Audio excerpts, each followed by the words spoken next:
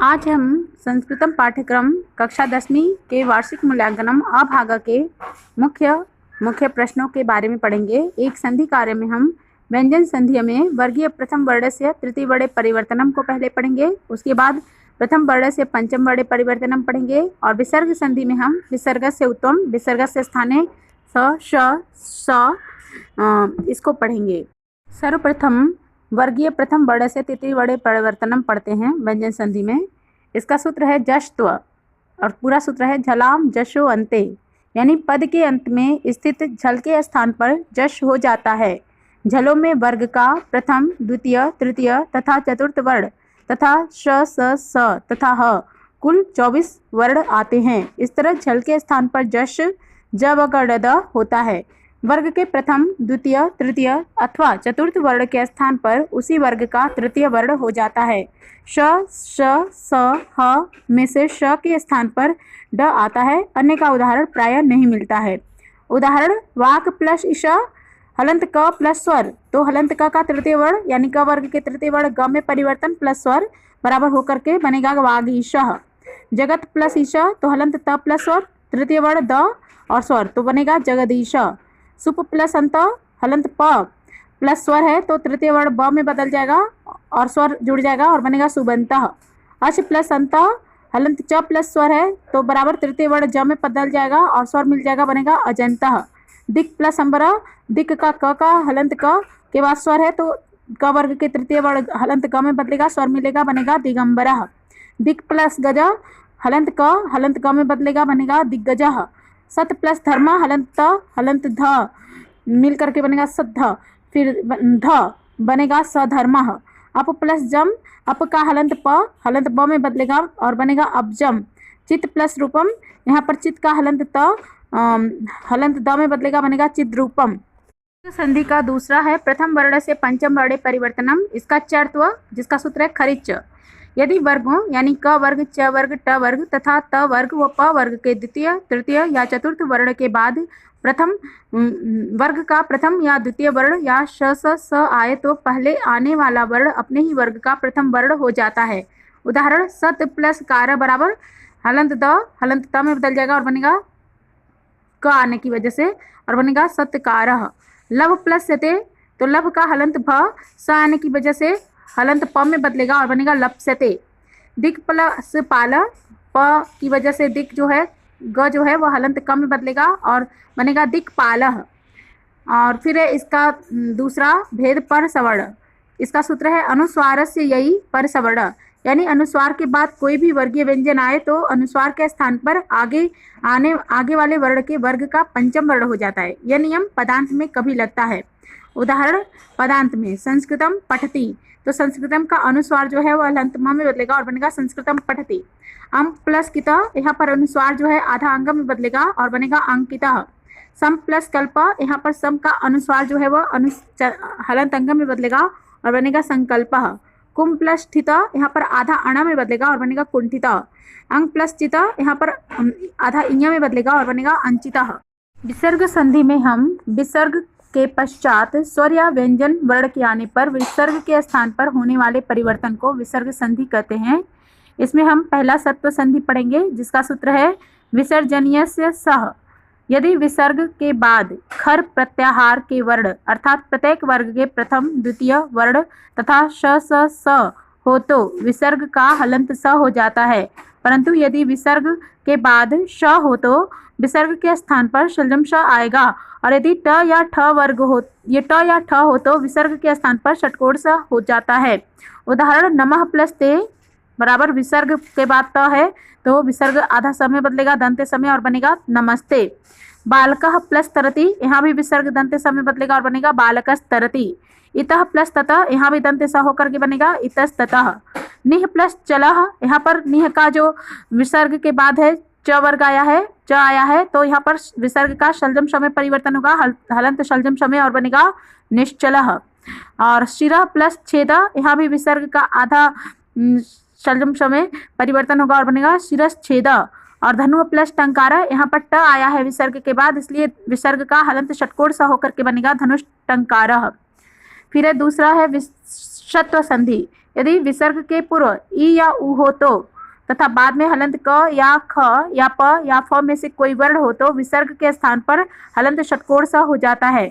उदाहरण निह प्लस कपट, यहाँ पर क आया है विसर्ग के बाद, इसलिए यहाँ पर विसर्ग हलंत षटकोण स में बदलेगा और बनेगा निष्कपटः। और निह प्लस फल, यहाँ पर भी फ आया है विसर्ग के बाद, तो यहाँ पर विसर्ग हलंत षटकोण स में बदलकर होगा निष्फलः। और दुह प्लस कर्म, यहाँ भी विसर्ग जो है हलंत षटकोण स में बदल करके बनेगा दुष्कर्मः। यदि नमः और पुरः के बाद हलंत क या ख या प या फ आए तो विसर्ग का हलंत स दंत स हो जाता है। जैसे नमः प्लस कार, तो यहाँ पर विसर्ग जो है विसर्ग के बाद नमः के विसर्ग के बाद क आया है, तो यहाँ पर विसर्ग हलंत दंत स में बदल जाएगा और होगा नमस्कारः। पुरः प्लस काल, यहाँ पर पुरः के विसर्ग के बाद क आया है, तो यहाँ भी दंत स में विसर्ग बदलेगा और बनेगा पुरस्कारः। तीसरा है विसर्ग का रुत्व, उत्व, गुण तथा पुररूप। इसका सूत्र है अतोरोर प्लुताद प्लुते। यदि विसर्ग से पहले हरस्व अ हो तथा उसके पश्चात भी हरस्व अ हो तो विसर्ग का रु आदेश, रु के स्थान पर उ आदेश, उसके बाद अ प्लस उ के स्थान पर गुण ओ तथा ओ प्लस अ के स्थान पर पूर्वरूप एकादेश करने पर ओ ही रहता है।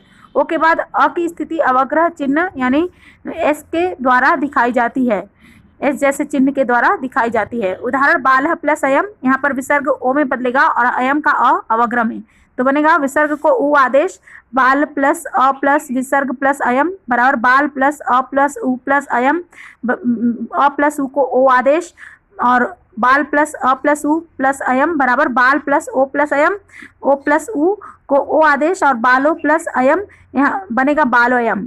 सह प्लस अवदत, उसी तरह सो अवदत। नृपः प्लस अवदत, नृपो अवदत। प्रथमा प्लस अध्याय, यहाँ भी बनेगा प्रथमो अध्याय। फिर है दूसरा सूत्र है हर्षि च। यदि विसर्ग से पहले अ हो तथा बाद में वर्गों के तृतीय, चतुर्थ एवं पंचम वर्ण हो अथवा य र ल व या ह हो तो विसर्ग के स्थान पर र पुनः हलंत र का आदेश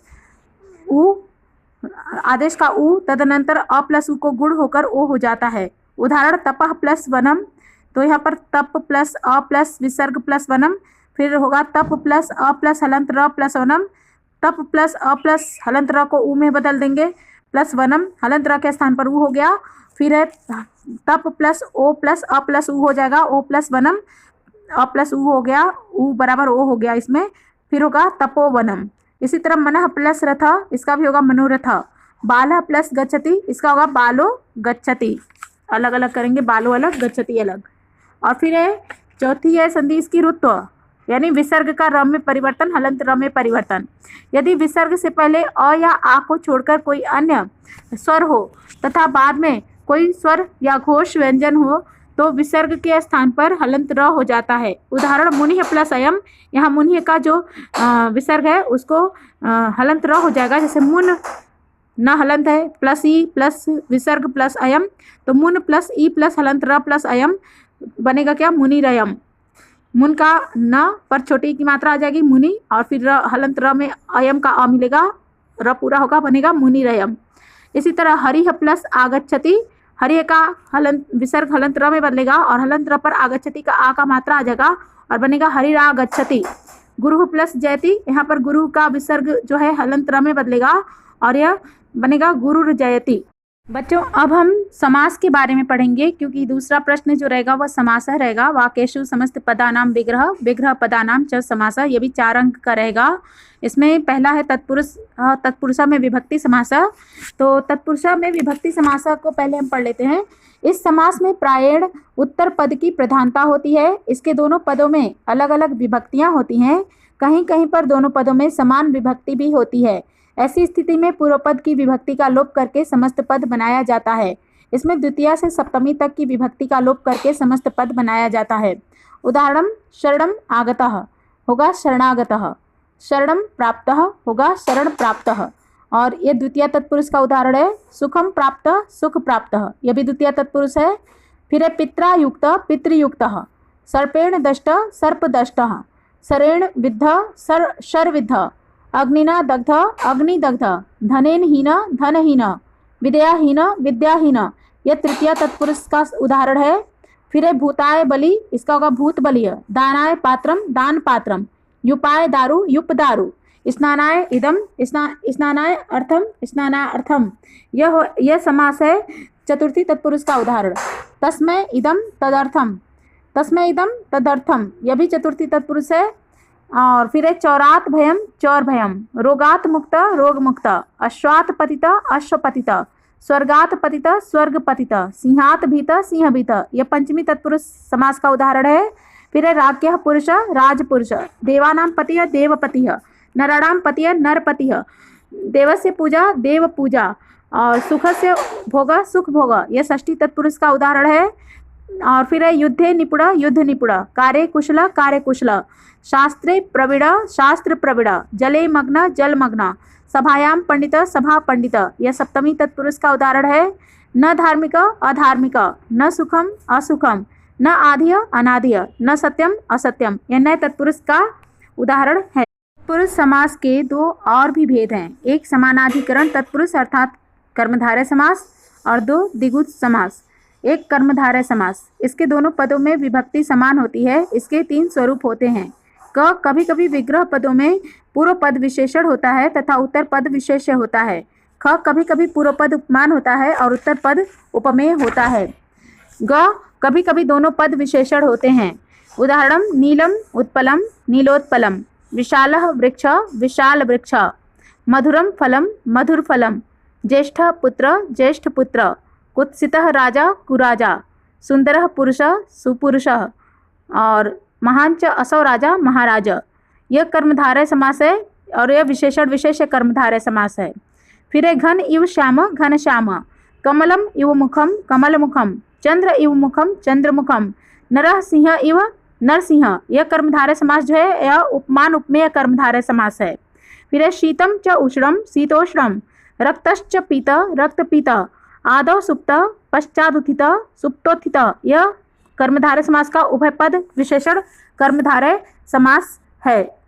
कर्मधारय समास का दूसरा भेद द्विगु समास है। जब कर्मधारय समास का पूर्व पद संख्यावाची हो तो उसे द्विगु समास कहते हैं। यह समास सामान्यतः समूह अर्थ में होता है। इसके विग्रह में प्रायण षष्ठी विभक्ति का प्रयोग किया जाता है। समस्त पद सामान्यतया नपुंसक लिंग एक वचन में होता है। उदाहरण सप्तानाम दीनानां समाहार, सप्तदिनम।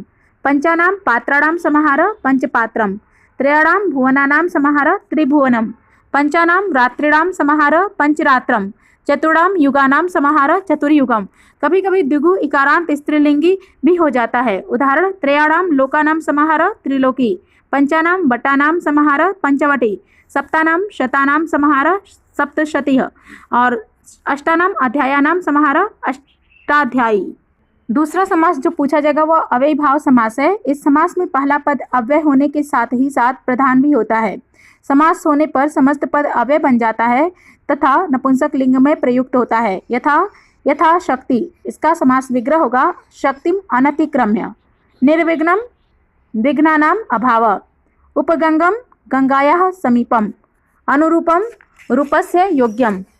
प्रत्येकम, एकम एकम इति। प्रतिगृहम, गृहम गृहम इति। निर्मक्षिकम, मक्षिकाणाम अभाव। उपनदम, नद्याः समीपम। प्रत्यक्षम, अक्षरो प्रति। परोक्षम, अक्षरोः परम। और अगला जो भेद पढ़ेंगे हम द्वंद्व समास। जिस समास समस्त पद में दोनों पदों की प्रधानता होती है वहाँ द्वंद्व समास होता है। इसके विग्रह में च का प्रयोग होता है। जैसे लवश्च कुशश्च, लव कुशौ। यहाँ जितनी प्रधानता लव की है उतनी ही प्रधानता कुश की भी है। द्वंद्व समास के 2 रूप माने गए हैं। एक इतरेतर द्वंद्व, 2 समाहार द्वंद्व। एक इतरेतर द्वंद्व जिस समस्त पद में दोनों पदों का अर्थ अलग अलग होता है उसे इतरेतर द्वंद्व कहते हैं। समस्त पद में संख्या के अनुसार द्विवचन या बहुवचन होता है किंतु लिंग परिवर्तन परवर्ती या उत्तरवर्ती पद के अनुसार होता है। उदाहरण पार्वती च परमेश्वरश्च, इसका होगा समास पार्वती परमेश्वरौ। रामश्च कृष्णश्च, राम कृष्णौ। धर्मश्च अर्थश्च कामश्च मोक्षश्च, इसका होगा धर्मार्थ काम मोक्षः। यहाँ बहुवचन हो गया क्योंकि यहाँ पर बहुत सारे हैं।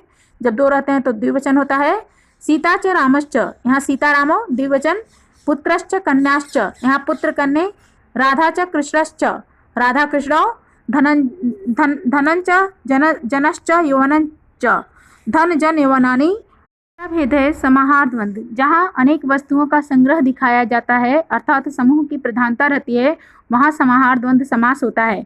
उदाहरण आहारश्च निद्रा च भयं च इति एतेषां समाहार। आहार निद्रा भयं, पाणि च पादौ च पाणिपादं, यवाश्च चणकाश्च यवचणकं, पुत्रश्च पौत्रश्च पुत्रपौत्रम। द्वंद्व समास के संदर्भ में विशेष बातें। ह्रस्व इकारांत तथा ह्रस्व उकारांत पद को समस्त पद में पहले रखा जाता है, यथा वायुश्च सूर्यश्च वायुसूर्यो। द्वंद्व में स्वरादि और ह्रस्व अकारांत पद को पहले रखा जाता है, यथा ईशश्च कृष्णश्च ईश कृष्णौ। कम स्वर वाले पद को पहले रखा जाता है, यथा रामश्च केशवश्च राम केशवौ।